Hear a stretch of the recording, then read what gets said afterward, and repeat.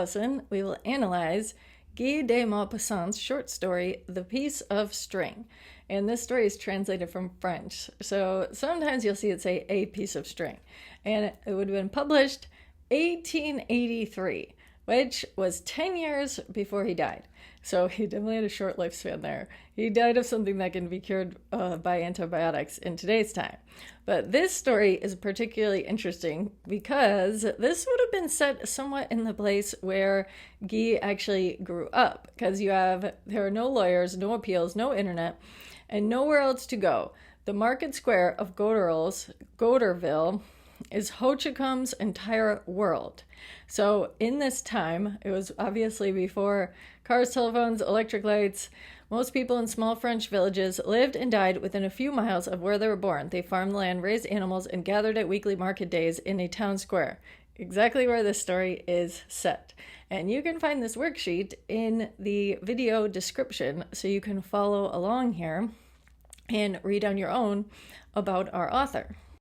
And you can also find an annotated copy of the text in the video description link, and this will give you a summary of each part of our plot. So we'll have the exposition, rising action, climax, falling action, and resolution. Now, the first thing we notice right away is our setting. And it's all along the roads. Peasants and their wives were coming to the bourg because it was a market day. Men proceeding with slow steps. So we know it's a crowded marketplace here, and he describes there the people dressed. Also, at the end of this, if you wanted to know what any of the words there with the footnotes, you can go down here, and you can use this as a way to test your vocabulary if you want to guess the meaning of the word through the context and then check your definition with the defined words at the end. All right, so with our setting, we also see that the people in the town are not doing the best. I mean, you could definitely say this was a dilapidated, I want to not say dilapidated, but a rural area, and it looks as though the people are really living off the land here. They don't have much to their names. So when we meet Ho Chi Com, he just arrived, directing his steps toward the public square. So if we go to our setting question here, and you want to try to, how does the market function as more of just a backdrop? Well, you could also add things like, what social role does it play?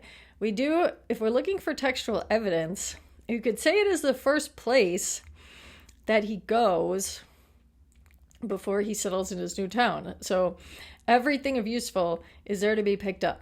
You could say that this is a place where everyone goes, and it's like the news source of the town, the social circle of the town, and the commerce of the town.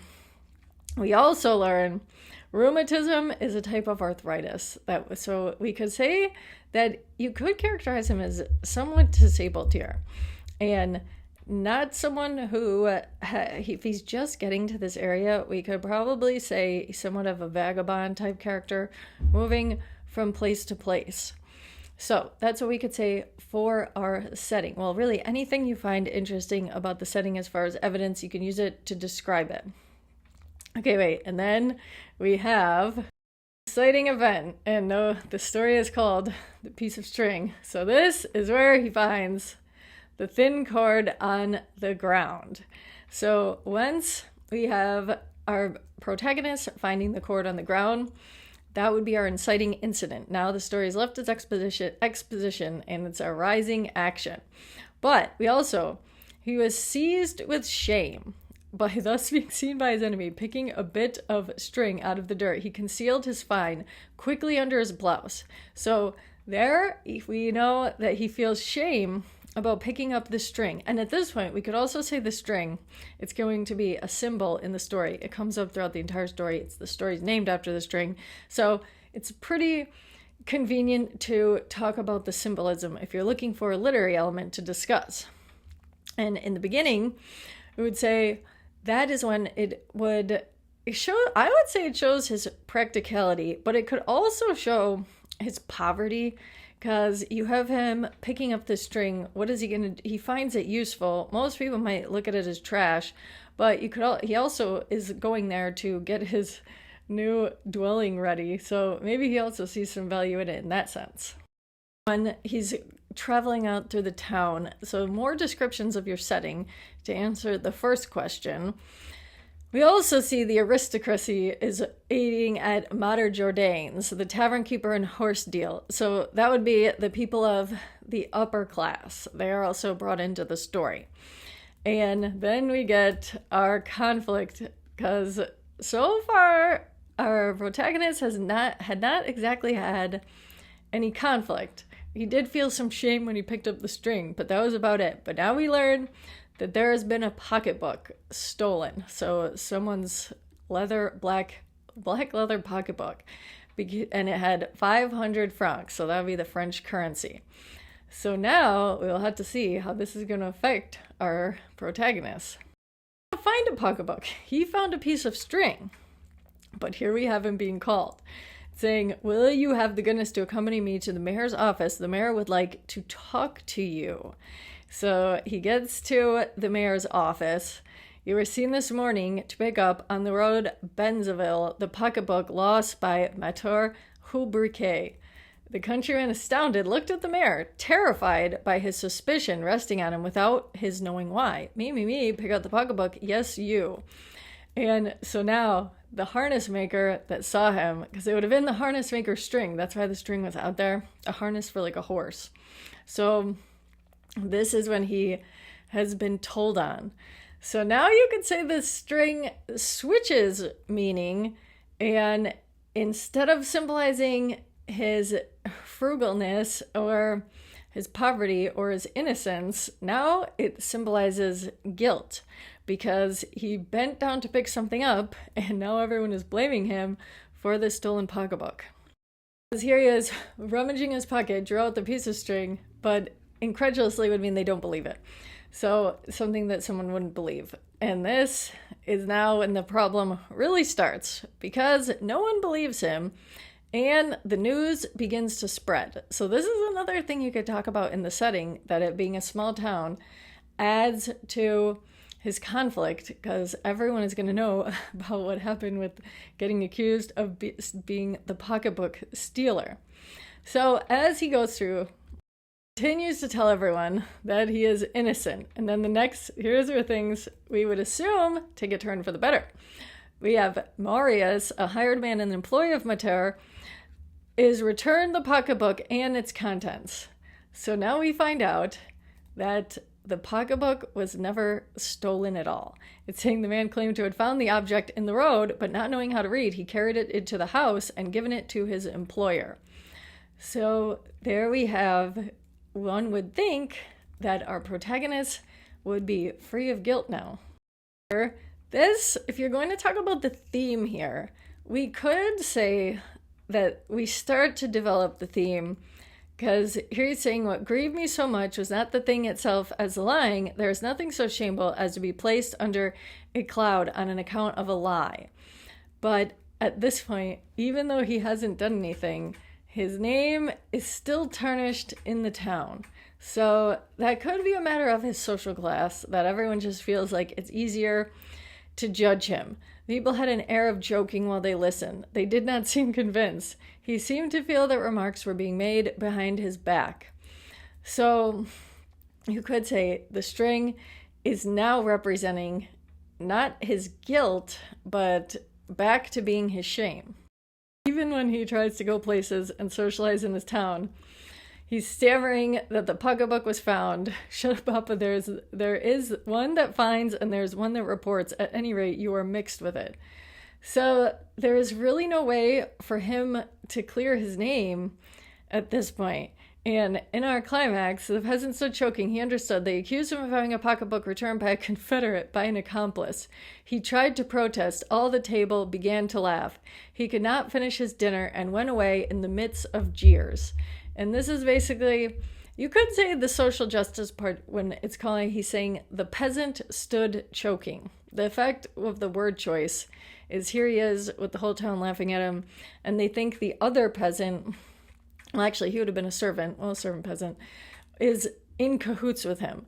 So because the wallet was found by another peasant, he's automatically guilted in with that person who is also innocent. He just simply found the wallet. So in our falling action, we basically see his life take a very sharp turn. His innocence to him in an accused way was impossible to prove, as his sharpness was known, and he was stricken to the heart by the injustice of the suspicion. They began to recount the adventures again, prolonging his history every day, adding each time new reasons, more energetic protestations, more solemn oaths with he imagined and prepared in hours of solitude. So basically this is just him dedicating his life to doing nothing but talking about how he's innocent and how he had only picked up a piece of string. And the wags now made him tell him about the string to amuse them, as they make a soldier who has been on a campaign tell about his battles. He basically becomes the town joke, and they're telling him to retell and tell the story. And then in his final moments in a resolution, he dies. And it's in delirium. That would just mean like craziness. He keep reiterating his innocence, that he had only taken a piece of string. So we have the ending there. If you wanted to add, there's many things you could say the string symbolizes, although it changes throughout. So that's why there's not just one answer.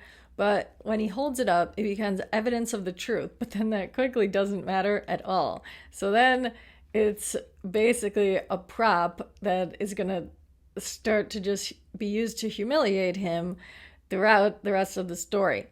And when he's dying, I would also say that, yeah, the string definitely becomes his identity, because he moves to this town, and this happens on his first day there. So he's literally known as the string guy.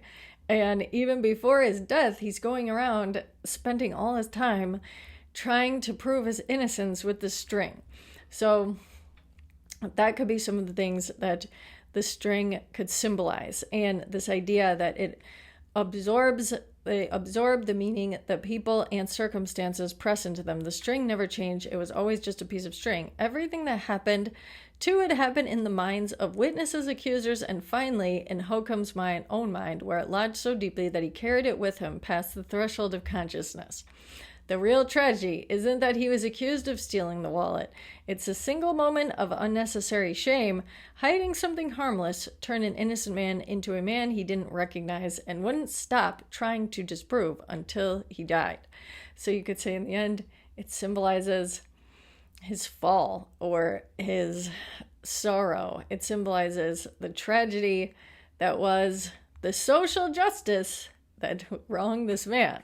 Because this really is, in his society, the people with money, the one that owned the wallet, and then the guy that owned this harness place, he was like a merchant class. They just continued to team up on poor Hochum until it was too late. And now, if you are going to use one of these literary elements to develop a central idea paragraph, we have, in a piece of string, Maupassant argues that once a community decides what to believe about someone, the truth stops mattering. So this would be our first sentence, our introduction sentence hook. He uses the setting of Goderville, a small Norman farming town, to make this point, because the story takes place in a village where everyone knows each other. Hochacombe has no way to escape the story people are telling about him. When he is summoned to the mayor's office, the news spreads before he even gets back. By the time he walks out, the crowd is already laughing. Maupassant deliberately sets the most public scene of Hochacombe's humiliation on market day. That's the other thing. It was during the day when nearly the entire town is gathered in one place. So the accusation reaches everyone at once. And everyone forms an opinion at once. A bigger city might have given Hochacombe room to disappear or start over. But Goderville doesn't work that way. Every road he walks, every tavern he sits in, every Sunday outside the church becomes another place where the same people repeat the same verdict.